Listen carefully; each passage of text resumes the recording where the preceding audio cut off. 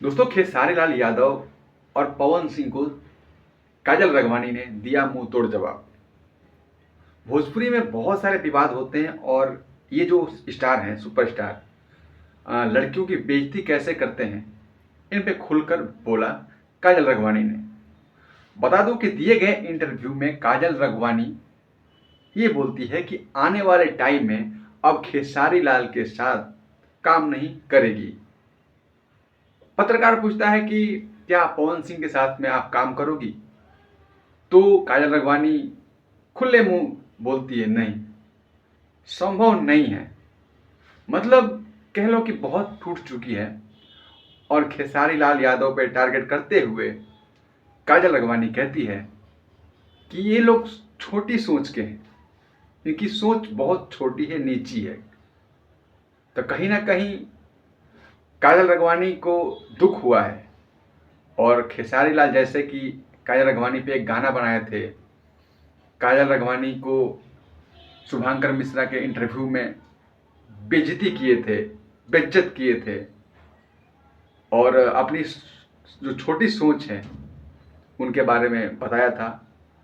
और काजल राघवानी इसी बात को लेकर दुखित है। और काजल राघवानी दिए गए इंटरव्यू में बताती है कि मैं शादी करने वाली हूँ 2 साल बाद। अब काजल राघवानी की शादी होगी और जो इनका दूल्हा होगा, चाहे इनका पति जो भी होगा, खुलकर नहीं बताया कि कौन होगा, लेकिन कहीं ना कहीं वो भी बड़ा स्टार होगा और फिल्म इंडस्ट्रीज में उसका नाम होगा। तो अपने शादी का खुलासा कर दिया काजल राघवानी ने। मतलब 2 साल बाद काजल राघवानी करेगी शादी। तो कहीं ना कहीं अब एक दुल्हनिया बनने जा रही है काजल राघवानी। और अब इन लोगों से दूर निकल चुकी है। जैसे पवन सिंह हुए, खेसारी लाल हुए, इन लोगों से दूर निकल चुकी है। अब इन लोग से साथ काम करने में उसको इंटरेस्ट नहीं है। तो कहीं ना कहीं एक अपना रास्ता बनाएगी काजल राघवानी, और रास्ता बना ही रही है।